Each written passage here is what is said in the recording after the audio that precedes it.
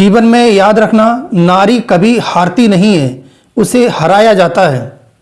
लोग क्या क्या कहेंगे यह सब बोलकर उसे बचपन से ही डराया जाता है।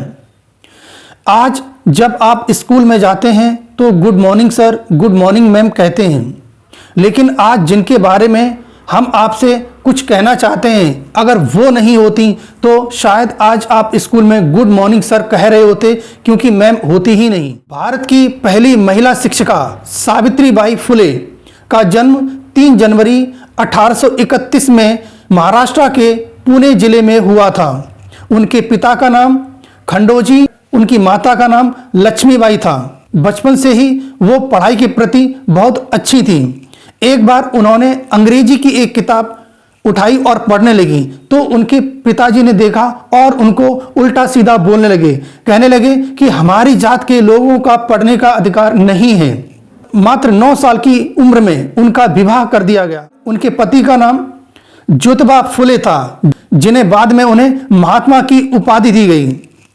बाद में यही थॉट उनके ससुराल में रहा कि हमारी बिरादर के बच्चियों को पढ़ने का अधिकार नहीं है। चूंकि सावित्रीबाई फुले को बचपन से ही शिक्षा के प्रति अच्छा लगाव था, इसलिए उन्होंने अपने पति से यह इच्छा जाहिर की कि उन्हें पढ़ना है। बाद में ज्योतिबा फुले जो उनके पति थे, उन्होंने भी उनका भरपूर सहयोग किया। वो खेत में काम करते थे और अपनी पत्नी को खाना लाने के लिए बोलते थे और वहां उनको पढ़ाते थे। जब इसकी भनक उनके परिवार वालों को लगी तो उन दोनों को परिवार से निकाल दिया गया। इतना संघर्ष भरा जीवन। बाद में ज्योतिबा फुले के दोस्त उस्मान शेख, उनकी बहन फातिमा शेख, इन दोनों ने उनका सहयोग किया और 17 वर्ष की आयु में ज्योतिबा फुले का एक इच्छा हुआ कि मुझे स्कूल खोलना है। आप सोचिए, आज 17 वर्ष की आयु में बच्चे क्या होते हैं। 1848 में पहला स्कूल भारत में उन्होंने खोला।